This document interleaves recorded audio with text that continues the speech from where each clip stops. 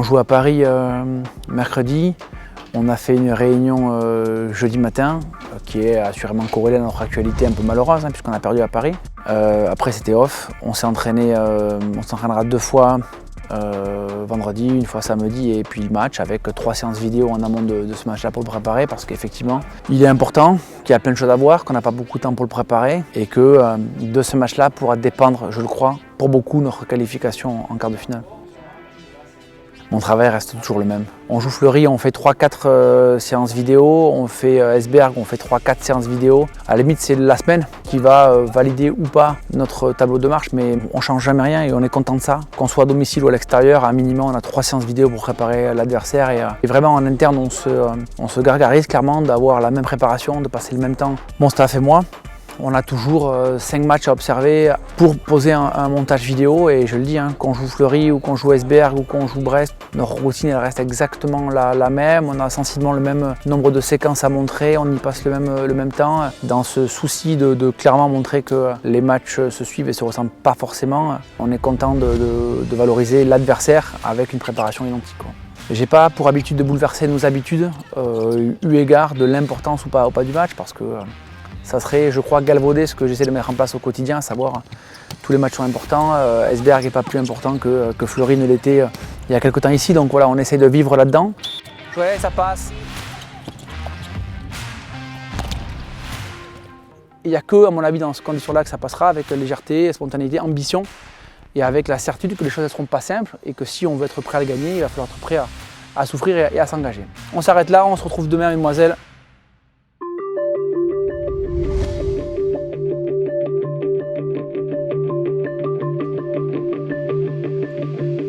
Voilà, donc là j'installe effectivement la tribune officielle, donc qui change bien évidemment chaque match. Donc selon le plan, on installe effectivement là où vont être placés les officiels. Oui, effectivement sur un match de Ligue des Champions, il y a plus de monde, les officiels sont plus nombreux, donc en général elle est complète. Je suis responsable des bénévoles de service aux spectateurs.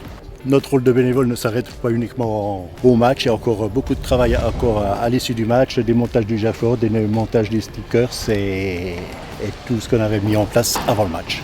Je suis bénévole depuis plus de 10 ans et je suis passé responsable de bénévole depuis 2 ans et demi, 3 ans. J'ai toujours suivi les filles de Metz Handball depuis 1986 en tant que spectateur et après avoir fait partie d'un club de supporters et après je me suis investi au niveau des bénévoles et c'est un rôle qui me convient parfaitement.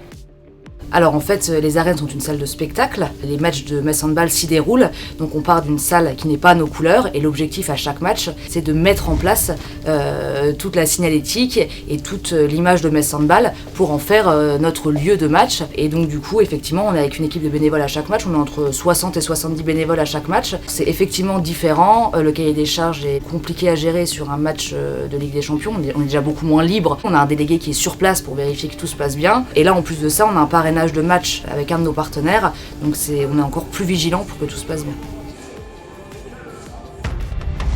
Ça dépend vraiment de l'horaire effectivement, et notre routine est clairement dépendante de ça. On ne s'entraîne pas le matin, à partir du moment où on joue avant 18h on ne s'entraîne pas. À partir du moment où on joue après 18h, je fais régulièrement l'entraînement le matin du match avec une séance vidéo. Sinon, quand on joue à une horaire comme celle-ci, on fera rien avant, on se fera pas avant, à part pour bien sûr le rendez-vous 1h45 avant en Ligue des Champions, un grignotage ou 2, et puis après on se met dans le match et c'est parti quoi. Mais sinon, effectivement, on s'entraîne le matin du match.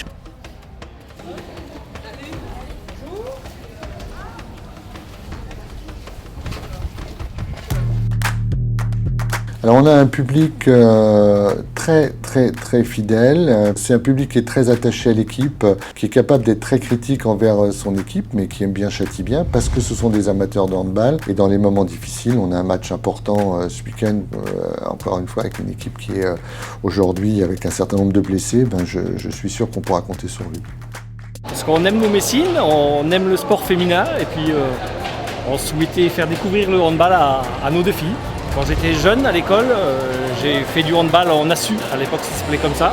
C'est un sport que j'aime, que je suis depuis plusieurs années, tout simplement. En ce moment je trouve que c'est un petit peu dur, mais je suis assez confiant pour aujourd'hui, pour notre partie. Je pense qu'on va réussir à dominer Esbjerg. En tout cas, je l'espère. Alors, on est prêt à donner de la voix, oui. On va faire beaucoup de bruit.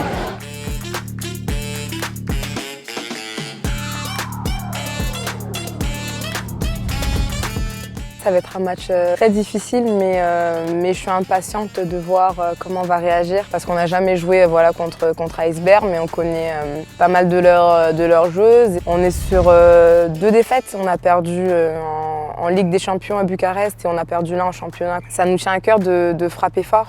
Ça nous tient à cœur de montrer une belle image de nous dans nos arènes face à un adversaire de qualité.